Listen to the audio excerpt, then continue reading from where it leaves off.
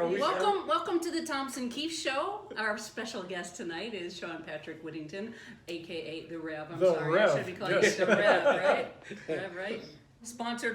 Not sponsored by Bud Light. I'm having a Bud Light. Oh, you didn't do that. I wish I was having a Bud Light, but I'll have some water. All right. It's the same. She's over here Bud Light me, man. I don't believe that. On a video that I'm in? That's just wrong. So the Rev here tonight is going to introduce us to a dish that his mother made? Yes, this is a dish that my mother, may she rest in peace, she was Brazilian.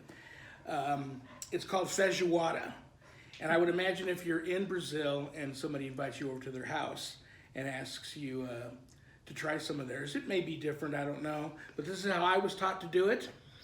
And I got a bag of fresh, raw black beans, threw them out on a table, sorted through them, make sure there was no rocks and pebbles and things in there that shouldn't be in there. They were all dumped in a pot, covered with water, salted real good, brought to a boil, lowered to a simmer, and then they simmered for probably 2 hours. While that is taking place, I take a Brazilian sausage called linguiça, and that needs to be cooked. I dice that up in a little bit bigger than bite-sized pieces, 1 to 2 inches. Cut that up. I toss the linguiça in with the beans, and that cooks with the beans for an hour and a half, 2 hours. That adds a lot of flavor. The linguiça is very chorizo-like, but not as spicy and a little firmer of a sausage, firmer of a meat. Delicious, but it's got to be linguiça to be authentic. Now the meat varies. Some people buy the pre-cubed sirloin meat, steak tips, cubes for stew meat, and we'll throw that in there. I believe my style is a little more traditional. It's very large pieces of country-style pork spare ribs. Some of the pieces don't have the bone, some do have a small bone attached. I cook those separate. I marinate those ahead of time, something simple like a seasoned salt. I'll put a little olive oil, lathered a little olive oil on them, wrapped them in like a cling wrap overnight for 24 hours. I just seared the meat in a pan to get some color to it, start the cooking process of the meat. Then the meat all went into the beans with the beans and the sausage and all that. For that to also cook with the dish to add extra flavor, the meat absorbs some of the seasonings and the beans and sausage to absorb some of the flavoring of the meat. This is served over traditional white rice. Some people, in the mid part of the States will use a Cajun dirty rice. Some people in the Southwest will use a Spanish rice.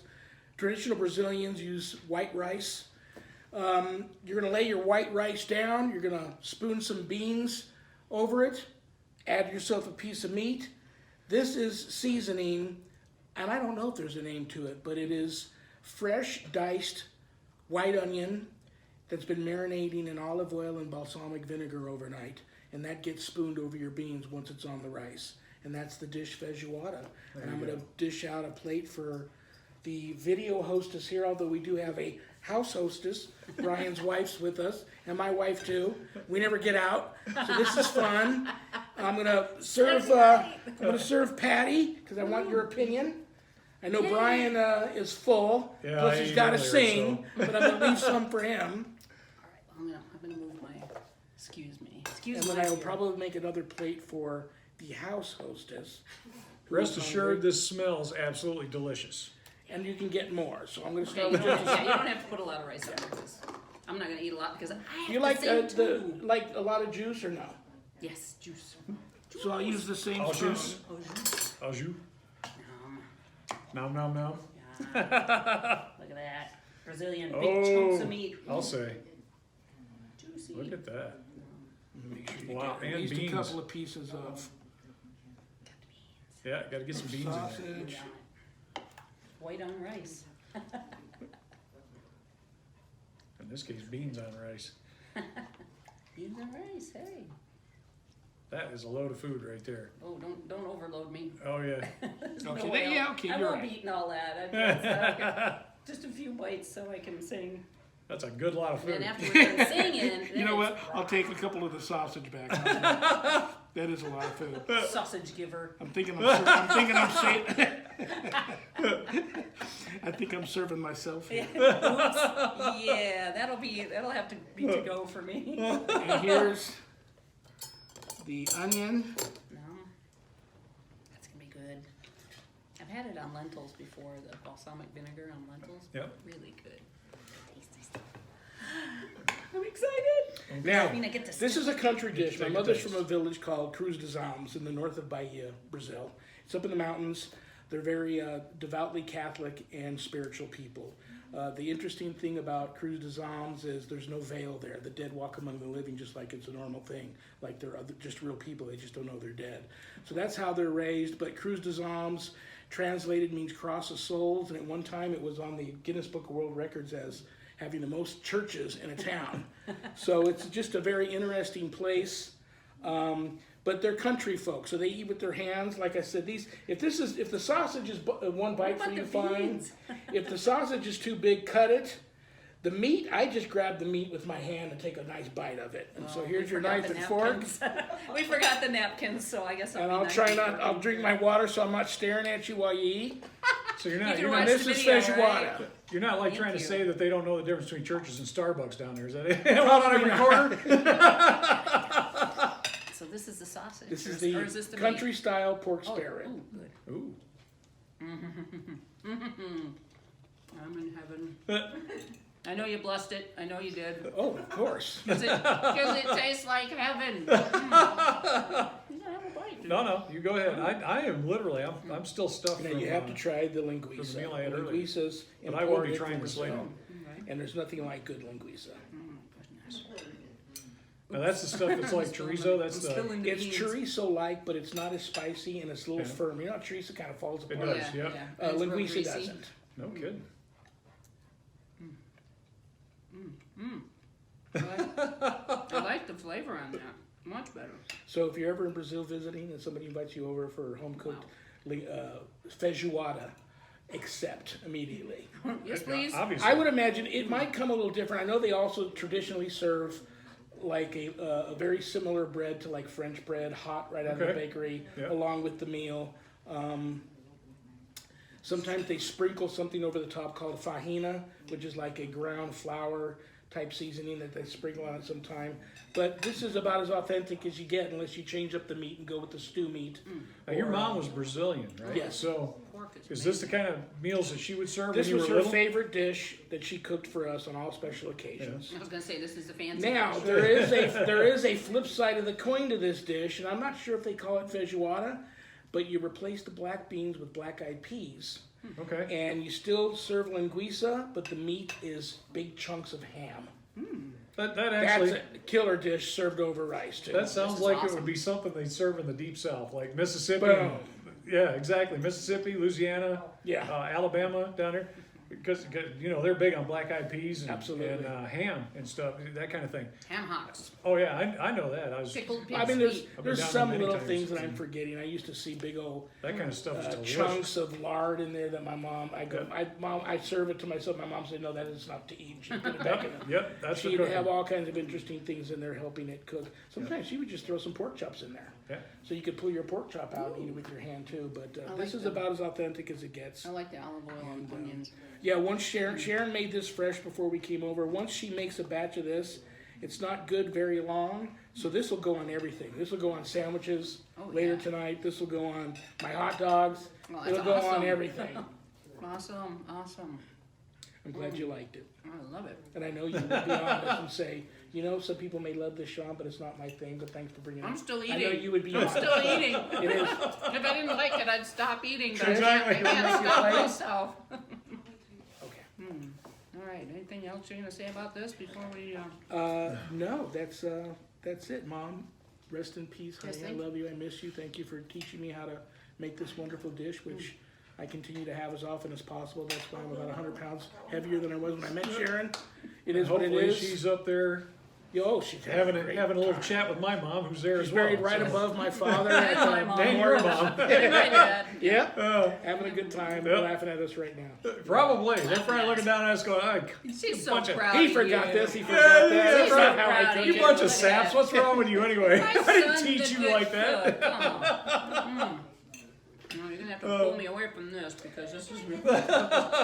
And I'm proud that this is their show, but for you later that might be watching this off of Reverend Shawn Whittington's Paranormal Ministry YouTube channel, the channel has been up for a while, but I was waiting for us to get together and do this because I want this to be the first film clip on that channel. So I'm Yay. very honored to be here. This will and be have you guys fun. be the Honored to have you here. first channel on. So it's going to be, this should be a lot of fun. Oh yeah. And this is just the food part. So here in a little bit, we'll get into the book and we'll, talk about that. And Very good. We'll I have interrogate not you. read it yet, by the way, so I'll be waiting for your explanation. Very good. Some interesting things have happened in just the last have more? 48 hours. Some interesting things pertaining to the book, and some readers that have purchased it have surfaced, which Really? is interesting. Yeah. Goody. So That's another Most of my book in the reading making. material these days, because I'm still working, I still do the day job thing, so most of my reading material these days is a lot of tech stuff, absolutely. And I do too. Sharon and I still, our day job is still at the animal hospital. She's Yeah. the office manager. I'm a vet tech.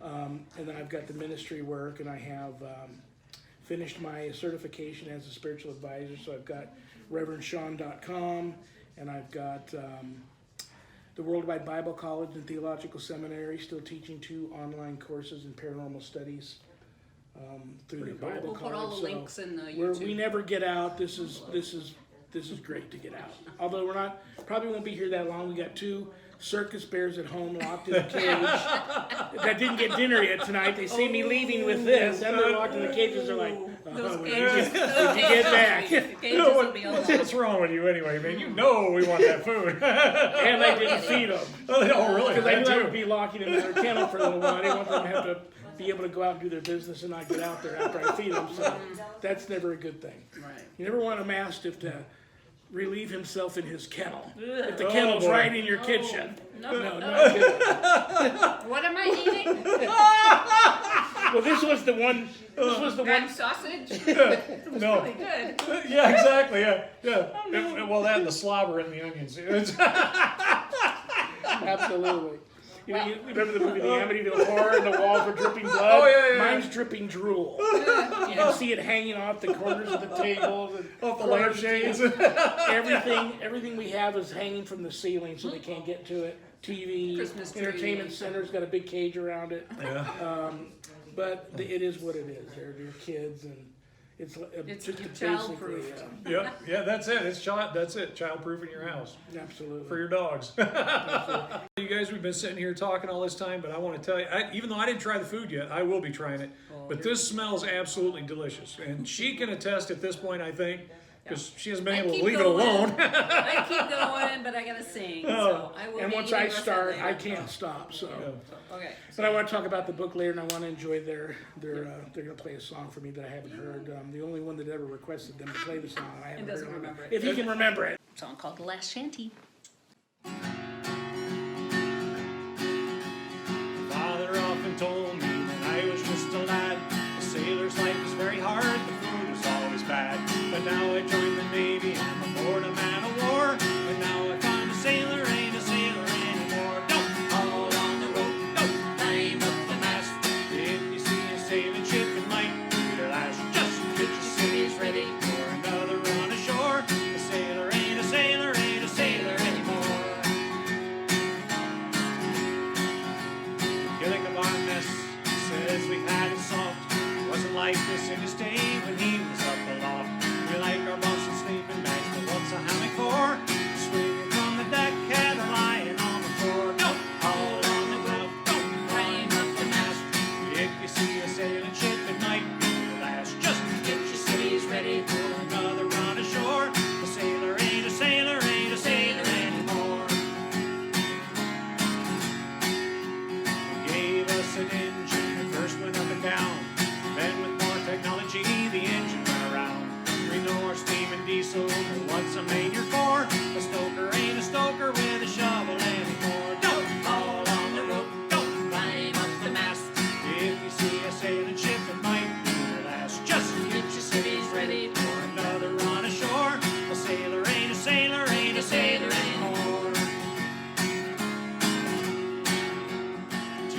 cans of beer a day, that's your bleeding lot. Now we get an extra one because they got the tot. We put on our city clothes and find above a shore. A sailor's still a sailor, just like he was before. Don't haul on the rope, don't climb up the mast. If you see a sailing ship in mind, that's just get your civvies ready for another run ashore. A sailor ain't a sailor, ain't a sailor anymore. A sailor ain't a sailor, ain't a sailor anymore. So we have this book here, written by Shawn. Didn't we just do this? Yeah. Are you feeling deja vu? Take So- two. So we were talking for like about, 30 minutes or so? Yeah, at least. And apparently I didn't push the right button, so. Roll more in a direction of Shawn and his book and where this takes us, you know. Yes, it's God, Ghosts, and the Paranormal Ministry. It's a supernatural and spiritual autobiography by yours truly. It's a lifetime in the making, 3 years of me putting my blood, sweat, and tears down, literally through pen to paper, to get it done. It was inspired by Spirit. I was actually visited by Spirit and convinced that this was what I needed to, the story I needed to tell. And so I'm very proud of it. And I quote, God, Ghosts, and the Paranormal Ministry is the scariest book I've ever published, end quote. That's Annette New Munich, publisher and owner of Stellium Books, my publisher. My book has caused her to go on to other kinds of books. Romance. Yeah. The book Romantic is very werewolves. scary, but I like to think of it also as a very different kind of feel-good story.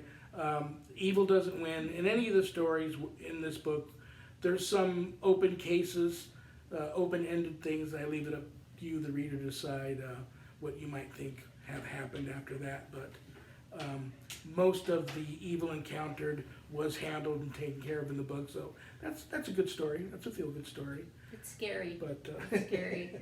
I read it. It's scary. So your question, you had a question. I have a question. Oh, page 49. That's the one. Page 49, the haunted pillow. The Can we talk about the haunted pillow again? well, the haunted pillow falls under the whole Objects. possessed objects things, and so many people nowadays want to buy antiques, things of that nature. Be very careful. Why? And it's usually lower level energy, malevolent, God forbid something worse, type of energies that attach to antiques. And once you bring them into the house, you're going to have some issues. So be careful buying antiques and going into that endeavor. And that pillow was, don't know why, whatever was attached to it was attached to it, but It's a good read. Page 49. But going back to what we were talking about earlier, you know, and you mentioned something about this, the whole thing about these low-level entities that attach themselves to objects, and you know, I mean, looking at that, why would they do that? Why would anything with any kind of an intellect whatsoever want to attach itself to an object? It makes no sense. see, there's just so much we don't know. Yeah. What are the rules on the other side? Yeah, no we idea. don't know. So that is scary, and just have to be very careful. It's like the gentleman from India that reached out to me because his wife loves antiques, bottles, and lamps, and she was cleaning this antique bottle in her kitchen the other day, and the husband says she's a completely different person. It's not her any longer. And I have mentors I reach out to. Many times they will tell me if they think I'm in over my head and I should pass on a case. For example, I have a Dybbuk box case that came across my desk, and we don't know anything about the Dybbuk. Some of these spirits are so old and ancient and just pure evil. They had no fear of God. Me showing up at a location where one's at is just pure provocation, and I don't provoke. It's one thing I don't like to do. Some demonologists believe in religious provocation. I don't. Why poke the bear? It's already provoked that I just showed up. So my motto is a lot of people just believe that they're helpless and there's no hope, and they've lost all faith, and they don't know who else to turn to. So I just basically go and let them know, ultimately you have the power to make this thing move out of your life. But you have to have faith in in that you do have the power. I help them draw their line in the sand and put my arm around them and stand up against the bully. And that's really, in many cases, all it needs. But you never know. Be careful what you say, what kind of words you throw out into the cosmos, because you never know what's floating around, watching and listening. You might say something that gives this thing permission, or think it has permission to attach to you. Here's you the like thing. the book? I love the book. I just want to know, how did you go from being a pop and lock dancer to a reverend? Back in the day, yeah. To a reverend. Was that the How 80s? was the transition? You know, When did you transition? Well, the transition came after Sharon and I got married. We started ghost hunting, and we worked a case that didn't really know what we were doing. We did a Ouija board session, and obviously I didn't close it out properly. Obviously the entity there wasn't one that I should have provoked in that way, because it attached to us and followed us home and took up residence in our house for about 8 weeks. I didn't know how to deal with it, so I started reaching out into the paranormal community for help.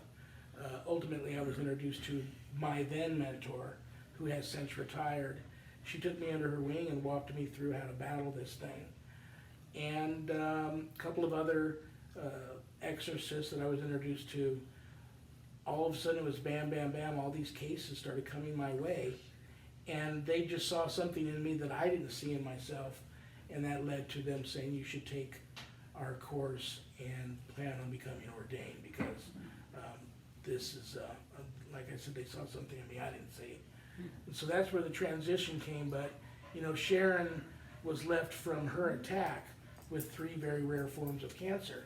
Now, at the time, she's the healthiest person I knew. No history of cancer in her family, doesn't smoke, didn't drink. And so that was brutal. And I remember all that even. I mean, Yeah. we've been friends long enough. I remember when you guys met, when you got married. And she never, you know, we'd go out and stuff, and you know, you and I, man, we'd be tipping like crazy, man. But she didn't drink. She, you know, she was always. That was a straight, bad you know, time. straight up. So, Yeah. it was meant to be, and then I worked about 9 straight, for lack of a better term, demonic cases in a row. And looking back, we believe that it was the same. This was a pack of demons that traveled, because everybody in all the 9 cases either knew each other professionally or personally, and they all reached out to me for help. Well, that led to me having a very violent demonic encounter on a case that was so scary I left the field. I said, I'm done. God, I can't handle this anymore. It's just not, it's not for me. And I left the field for about a year. Turned down a ton of cases. Is that in here as well? Yeah. Yeah. And then one day a pastor friend of mine called me up and said, I have a case that I really need your help with. And I didn't want to go. But she kept bugging me and bugging me and bugging me. I went on the case with her.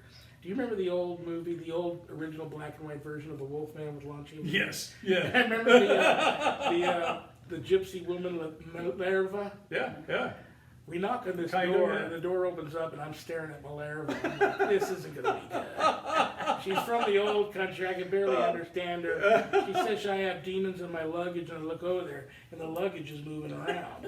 It's making noises and stuff. I'm like, this lady's killed a kid, and it's got the kids.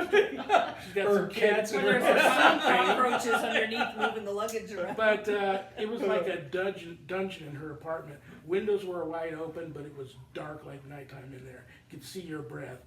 The stench was just off the charts. I just knew that there was something not right. So we actually took the luggage. Everything the woman owned in her life was in this luggage, and she just wanted it out of her house. She said, whatever you do, though, don't just toss it in the trash or open it up, because the demon will come out and attach to you, or it'll come right back to me. If you throw it in the trash, someone's going to find the luggage, because it was nice luggage. Yeah. And she had chains around it and everything. It was trippy. How'd she get it in there? I don't know. She trapped it somehow. That would have been my first question. Jeez. So Jeez. I drove up to this church, Probably alcohol. got the priest to come out and do a makeshift. Matter of fact, that would be a great business, drive-up exorcism. I just drove up to his church, backed up, honked, opened up the trunk, called him ahead of time. He came out, did an exorcism on his luggage. And I took the luggage back to the woman, and she thought she was never going to see me again. So to show back up with her luggage again and everything she owned in life, and she could tell that there was something different about that stuff. She was so grateful. But we decided to have a prayer circle right in the middle of the living room before I left. The pastor, me, and this woman. And it was during this prayer session that I had, some people say it was St. Michael. I stand firm that I saw the Holy Spirit in a vision at this place. And I remember not telling either one of them about it, and it wasn't until I got home that I released it. Realized what had happened, and I was able to release. It was just uncontrollable tears and just what just happened to me. I called up my pastor friend. She was driving on the freeway. Told her what happened. She actually had to pull over on the side of the freeway, get out, and I hear all this noise going on. I'm like, what are you doing? She goes, I'm dancing around my car. She goes, I am so freaking jealous of you. I spent my whole life in, working with Jesus and God and being a pastor, and you're the one that gets the stinking vision. And then, boom, like gangbusters, the next case was they say never do an exorcism on your own. Well, I was scared. Sharon, at this point, was so ill. I didn't know if every night we went to bed, pretty much, I was convinced I was going to wake up, she'd be dead the next morning. That's how bad it was. But I didn't want, she couldn't go to these cases. I had to go by myself. So I went to this one case, and that led me, it was a young boy who'd gotten possessed, and I had to do a makeshift quickie exorcism in the bedroom there.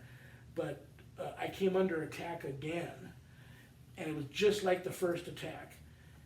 And during that, I had a vision of Christ on the cross in the room with us, and actually crawled over to him, and I wanted to make sure I wasn't hallucinating, because when I was first hit by whatever hit me, I dropped to my knees, and when I woke up, I walk into a bedroom and I wake up, I'm in the desert. And I thought somebody mugged me at first. But I still see the little kid sitting in the dirt, 10 feet from me. And I looked over, and there was the cross. And I don't know if I was on Calvary or not, but that was Jesus on the cross, I know it. He didn't resemble a man at all. He resembled like a completely mutilated, battered piece of meat hanging on a tree. Mm-hmm. But I knew it was him, and I crawled over to the cross, helped myself up. I remember to this day, his left foot was over his right. Now, every time I look at a crucifix, I always look at that. It doesn't matter if they're like that or the right or the left. Yeah. But his left foot was over right. I remember kissing his foot and tasting all the... have you ever tasted dry blood? I remember tasting the dry blood and the mud and dirt off his foot. Yeah. And I just got this flashback of when I was really young and being chased home by 3 big bullies that I was convinced were going to kill me when they caught me. And my dad worked about an hour and a half away. And this is in the middle of the day, but for some reason that day, he left work early, and these guys are about to get me, and my dad comes driving down the street. Pulls right in front of us, gets out. It would be TMI to tell you what he did to these 3 kids. But I had that vision, and I knew that I didn't have anything to worry about. That my dad, to save you. Turned around, finished the exorcism, got the kid out of the bedroom, and so it's like that scene from Godfather 3 where Pacino, right before he has his attack in the kitchen, he says, I thought I was out, and they keep pulling me back in. I called my mentors and said, they're not going to let me out of this, are they? No. Not likely. No, and if you had a vision like that, that's a calling, Shawn. And if you got that, you're on the right path. Well, I was still taking drugs and drinking at the time. Well, so this is what I did. It means you were way open. You were way open. What I did was I came home and I said, no more. I said to God, I can't do it any longer, because I want to know for a fact that I'm really seeing this and really experiencing this. I said, show me that you have the power right now. And I want to wake up tomorrow and I want to have another drink. I don't want to have another drink. I don't want to take another toke off a joint. I don't want to take no more of Sharon's pain pills. They'd make her so sick. I said, well, they're here anyhow. I'll take one. Fentanyl patches, whatever it was. Yeah. I said, I don't want to do it. I woke up the next morning. I haven't touched anything since. Nothing since. That's Do I because miss he a has- cold beer? Did I almost steal her beer from her tonight? Yes, I did. Temptation. Sean, that But was a that's Bud part Light, of man. I was like, shame. Bud Light, shame. I know, right? That's not temptation. It's like I got some blessed kosher wine that I use that I had turned into the blood of Christ that I use, and people joke me all the time. Go, you must drink a lot of Christ's blood, don't you? Because it tastes so good when I have communion at home. I haven't. I changed that following day, and so what I did was I took a page out of my mom's story, like she crawled on her hands and knees to Yeah. church. I did that one night. Well, I thought for sure Sharon was going to die that night, and I went to this all-night prayer chapel around the corner, and I crawled on my hands and knees all the way up to the altar, and I made the same deal with God. I said, I'm in for the long haul, but I'm not going to do it alone. You can't take Sharon right now because, take me instead, but you can't take her because she doesn't deserve it. And I felt responsible because I drug her into the whole ghost hunting thing anyway. I thought it was my fault that I got her into that situation. Yeah. And so we recently found out she wasn't supposed to survive.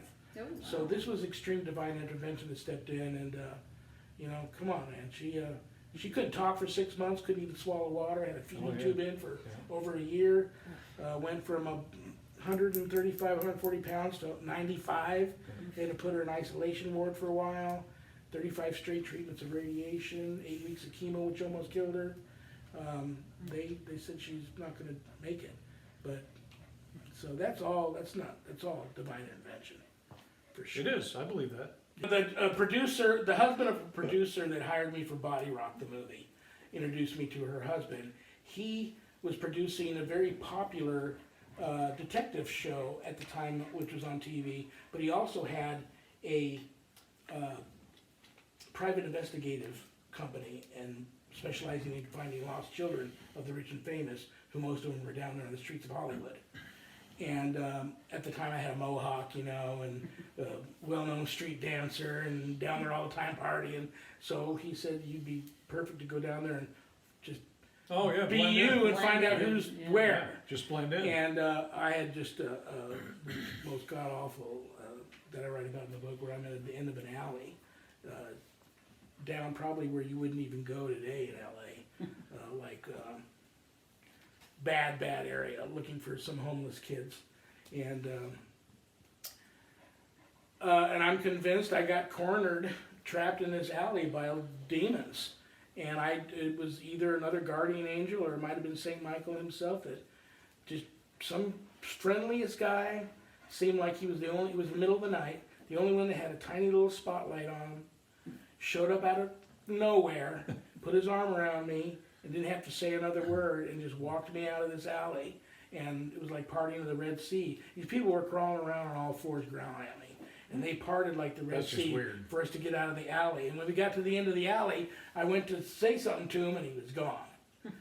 Oh, man. I called this gentleman. I said, I'm sorry, but I don't want to do this anymore. I don't know what happened to me, but I don't want to do this anymore. But I did find some kids for them, which don't know if they were actually returned to their families, but that was a very interesting time. So it's just one incident after another, which led me to doing what I'm doing now. Writing the book helped me put all the pieces together and realize it was always just a gigantic puzzle. Yeah. And writing the book put it all together for me, and that just blew me away. Book writing's good then. It's hard. I'm not Stephen King, and it's not going to be on the New York Times bestseller list. But there might be another one down the road. I'm working on a couple of projects, but it's really hard, We've been talking about your book and everything that's going on there. So I had a question about that. In that, a lot of times, we see the difference between what people think of as ghosts and what people think of as maybe what might be angels or demons, rather than human. What were human originating entities, I guess, if you want to look at it that way. So I've always been interested in more of the angel aspect of that and how they influence and affect our lives, And I understand that you've got kind of a story about that in the book. Yes, I do. Well, I'm a big fan of and believer in guardian angels and angels. A lot of people don't know this. I do talk about it in the book, but My guardian angel, and I'm going to call her that, looks just like Susan Sarandon. Back in the day? Back in the Rocky Horror Picture times. Hopefully. And this is a true story. I was drowning in the ocean once in Southern California, caught in a riptide. And I was trying to climb up on a rock, and I was cutting all my knees and my feet and my hands all up. I couldn't get up on this rock. And every time I'd start to almost get up, another big wave would hit me, and then the riptide would start pulling me out. Finally, a voice said, "Swim this way." And I looked over, and there's this girl. I see her head bobbing up and down in the water. She says, "Swim this way." I just knew to swim that way. And I just barely got in her direction, and the water got so calm, and it was so easy for me to just swim right back into shore. There was a lifeguard waiting for me because he was getting ready to come out and save me. He said, "I knew you were in trouble." And I go, "Well, where'd the girl go that helped me?" He goes, "There's nobody out there with you. You were by yourself." That's why I was getting ready to come out there. I go, "The girl that swam with me all the way up to the shore here." He goes, "Dude, you were all by yourself out there." So I saw her one more time many years later. I was driving home quite drunk. Several buddies tried to keep my keys from me. And so now I got my keys back. And I was driving drunk. driving home in my truck late at night on the See-Me freeway in Southern California on my way home. And apparently I fell asleep at the wheel. But I was weaving in and weaving around, and a highway patrolman was just getting ready to pull me over. That probably would have been the better thing, because all of a sudden he said, "You just turned right and we're going right to go off a cliff." Yeah. And I don't remember any of that, but I remember somebody yelling at me, "Wake up!" And I was leaning to my right, and I saw same girl sitting in my truck staring at me. I looked up, saw the cliff, fishtailed, donutted right to the edge of the cliff, headed back over across all the lanes on the freeway, head-on collision with the center divider, flipped end over end on the other side of the freeway. They had to cut me out with the jaws of life. Engines in the seat where I used to be sitting. Roof is all the way down on top of that. How I survived that, I don't know, but that's twice now that she saved my life that I know of. Yeah. And people think I've only been ordained a few years. I just got on this path since my wife and I got married, but the story goes way back, and it has to do with my father. He's a descendant of a long line of warriors for Christ dating way back into Scotland, and he was 25-year retired Master Chief, served in World War II, Korea, Purple Heart recipient. He was in the Philippines when the Japanese bombed Pearl Harbor. They were ordered to leave the island because they knew the Japanese were going to hit there next, so they took off in their ship, which was called the USS Pecos. Several hours out to sea, they encountered the enemy, came under attack. They were sunk. My dad went in the water, hanging on to a little piece of wood, probably 4 o'clock that afternoon. Hung on to that wood the rest of the day, into the night, the whole night. And now he's bobbing up and down in the water. You know, who knows what you're drinking, all the stuff that's on top of that water. Yeah. He's violently ill, no strength left. Here's a ship coming. The amazing thing was all ships were ordered not to go back for survivors. Too much enemy in the area. Mm-hmm. One captain named Captain Abernathy, and I forget the name of his ship, chose to disregard orders and go back, or my father wouldn't still. Well, there's two reasons why my father wouldn't be here if Abernathy didn't go back, but they were taking sailors aboard. My father was not strong enough to get to the ship, and he heard the loudspeaker say, "Prepare to get underway." And he thought, well, they're going to drag me back dead, but they're not going to leave me here. And he grabbed a hold of a rope he found laying in the water, and had tied it all around himself, and actually felt the tension get tight and start being pulled through the water. Heard a voice say, "There's one more over the side," a deep voice. And he looked up, and he saw a very large, muscular sailor jump over the side of the ship, and hanging on with one arm, reached down, grabbed my dad by the scruff of his neck, just tossed him on the ship. My dad said when I hit the deck, I passed out for about 4 to 8 hours. When I woke up, I was under a little makeshift tent. The corpsmen were taking care of me, but when I was well enough to get to my feet, he scoured that ship to find this sailor to thank him for saving his life. And no, he could not find one sailor that fit the description, one sailor that admitted to being the one that did it, no sailors that even knew of anybody on that ship that fit that description, no sailor that even saw the incident. It was like 1 second my dad wasn't there, the next second he's on the deck of the ship. So my dad was convinced all his life that was an angel that saved his life. Fast forward, he's already married my mother in Brazil, had my 2 younger sisters. They moved back to the States. They're living on a naval base in Northern California. My father goes out to sea, contracts spinal meningitis and syphilitis, among some other things, and he was dying. Got back to the base. My mom got a phone call from the doctor. If you want to see your husband alive again, come now. He's not going to make it till morning. So she got a babysitter. On the way to the hospital, she stopped at the church on base and made a deal with God. And we talked earlier about making a deal with God. You can do that. Yeah.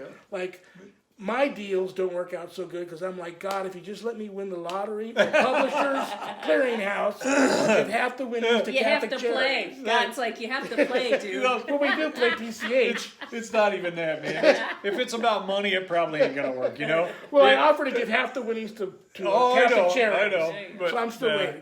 But she went in and said she wasn't supposed to have any more children because the birth of my second oldest sister was not good at all, and they knew that another pregnancy, her and or the baby probably wouldn't last, so they had no plans for children. She promised God, if you spare my husband's life, she prayed to him through St. Jude to petition on my father's behalf. If you save his life, I will, from this point on, whenever I go to church, I'll do it on my hands and knees, and I'll have another child. Well, she went to the hospital, fell asleep at my dad's bedside, woke up that morning. My dad's just sitting up, handcuffed to the bed. Edith, what am I doing handcuffed to this bed in the hospital? Doctors rushed in, they ran all these tests on him, couldn't find anything wrong with him, no signs of any of the diseases that he had. So she kept her end of the bargain. From that day on until she was too old and physically unable to do it, whenever she went to church, she did it on her hands and knees. And she did have another child. Ta-da! Yours truly. So my mom told me at a very young age, one day you're going to do something great for God. And I had no clue what that was. And I realized that several years back when Sharon and I encountered our first demonic case. After many cases, finally ran into the motherlode, a bad demonic case that resulted in a severe demonic attack that she went through, resulting in 3 very rare forms of cancer, which we're still fighting.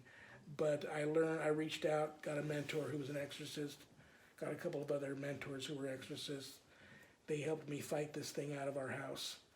And they saw something in me that I didn't see and said, you need to take our course, graduate it, get your bachelor's in Christian Spiritual Warfare Ministries, and you need to go on and become ordained because you were, you're totally different when you're on, when you're in battle and helping people in these cases, and you need to do this.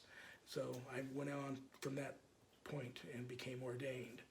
So I wish it was a quick answer. That's the abridged version. But it goes. I have to give props to how I wouldn't be here to do it if my father hadn't had his life saved.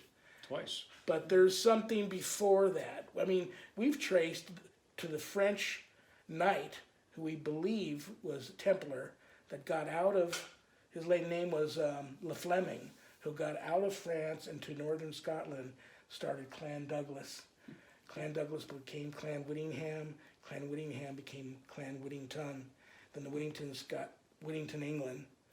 And it's believed under Whittington Castle was the Holy Grail, and they had ties to the Knights of the Round Table and all of that. That's what we were talking about earlier. Yeah, so it's, I mean, there's just, it's all in the book. As it should be. As it should be. Yep. And, It should be. Are you so this is some very interesting stuff. So I would say, if you're interested in finding out more, by all means, buy the book, man. This is some. And you also do a radio show. Yes. oh, Yeah, we didn't talk Let's about not. that. Yeah, we I did still not do talk that about show? that. Yeah. What's it been, 4 years oh, I'm now? spent 4 years? 4-year anniversary Yeah. coming up on October 15th this year. Every Monday night from 5 to 7 p.m. Pacific on KCORradio.com. I am the host of Vegas Supernatural Paranormal Radio Show. And I have a different guest every Monday night. And I guess the show's still doing good. They haven't kicked me off the air yet. So Now, how do you get this? You have to go on to KCOR. You got to tell these people go how on they can find every it. Monday night at 5 p.m. Pacific. Go online, log on to www.kcorradio.com. When you get to the home page, just click on listen live and play, and you'll hear me talking and making a fool out of myself and trying to act like a radio host, and I have no clue what I'm doing. And talking to somebody that's in the paranormal field. I try to bring in somebody from every branch under the paranormal community umbrella, whether you're a demonologist, exorcist, ufologist. I got a great Bigfoot guy coming on this Monday. So, and then there's the back Anything- episodes you can listen to too. Yeah, you can download the archives those of all the still free? episodes. Or They're is still it- free. That's And if you're in the need of a certified spiritual advisor, intuitive coach, go to reverendshawn.com. Just finished my training in that. And I'm also teaching 2 courses in paranormal studies, online courses through the Worldwide Bible College and Theological Seminary. If you're interested in that, you can go to ShawnLVNV@hotmail.com and discuss if you got what it takes. I'm not training exorcists, but if you want to learn how to draw your line in the sand and stand up to the bullies, let's call them that for now, the paranormal gangsters, then I teach people how to do that. Knowledge is power. Yes. It is. That's true. I'll tell you what. You guys want to hear more, or you want to read more about some of this stuff, man? Here it is, right here. Read the book. Read the book. Read Man, the book. It's On no different Amazon. than anything We'll give else. you a link for it. If you want to learn, you read. Did it record That's the how part it goes. about some of my clients seeing the ghost at home? No. There's No. not a movie about it yet, Let me- so if let you me- want to learn more about Let this, me you got warn to you read about about something. it. So. I would feel that I wasn't doing my job if I didn't at least throw this out there, make your own decision. You can get the book on Amazon and Kindle. You can also get autographed author's copies off of ghostbegone.biz website. Now those books I keep in my home, which is haunted, and I actually lay hands on them and sign them and ship them out to you. But I have had 3 readers reach out to me since St. Patrick's Day that have seen the entity that I have a picture of in this book, who appears as, it could be a little boy, possibly a little girl. They've actually seen, after getting this book, have seen that apparition in their homes. And something I never have revealed before, that her apparition precedes a doppelganger of somebody in the family, which they said that has happened too. So I just thought that's interesting. I don't think there's anything to fear there, but for those of you that buy autographed copies from the website, be aware that the book might come with a little more than you expect. But Like a little it's weird God, mirror Ghosts, and the image thing. Paranormal Ministry. What do you expect? It is a scary book. Be careful. But it's a feel-good story. Different kind of feel-good story also. And I think it's got something for everybody. And it's a timeless book. Yep. Moquata style. Scared the poop out of you though. Sounds like it might be interesting. Well, you gotta read it now. You're behind. Well, apparently, huh? Yeah. Into the mind. Yeah. Anyways. Gotta Thank get you, my Shawn. face out of the tech. Had a stuff good meal for a little tonight. bit. We hardly ever get to see each other. Yeah. Got to talk about the book a little bit. I'm not going anywhere until I hear you guys play your song. There you go. All right. And All right. I'm going to leave you some food you didn't want to eat before you sang. Right. I'm Yeah. going to leave you a plate of food before we go. Oh no, I don't. I totally believe that. It looked like it was delicious and it smelled fantastic. And this is going to be the first video on my It new. was delicious. Yeah. This is the first video on my new Reverend Shawn Whittington's Paranormal Ministry YouTube page. I saved it. It's been up for a while, but I didn't put anything on it till we did this. I wanted this to be the first. So we hope you all enjoy the video. We especially hope you enjoyed this this interview. The Rev, Shawn. I know you as Shawn, so but we've known each other a long time, and I think he's got some pretty good stories to tell. So this may just be well worth a good read. Yes, you will read it. Upside? You will Oh, read that's it. not upside down. No, Okay. that's not. I will. I took the picture. Yeah, I'll read it. She did take the picture. Yeah. And that's my family castle in the background. Family castle. And I just recently found out that they tied in the Whittington Castle and the Lords of Whittington actually too. Knights of the Round Table, and they believe that under Really? Whittington Castle was. I'll send you Wow. the link to a Smithsonian Channel investigator did a whole hour piece on it, No and they kidding. think the Holy Grail was buried under my family castle, and that Percival was there with the Lords of Whittington protecting the Grail. Because they've never proven I'm gonna send you this 100% thing. that the It's a whole really- Arthurian I legend didn't is know. real. Yeah, I didn't know all of that.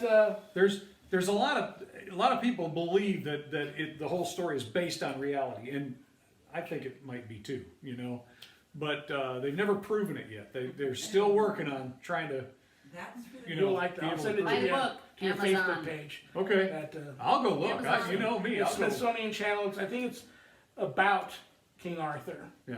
that particular episode. But at the very end, like the last 20 minutes or so, is all about the White Castle, which they revealed was Whittington Castle, and That's the Lords pretty of cool. Whittington had ties to the.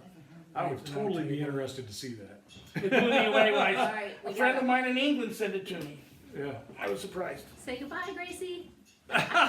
3, 2, peace.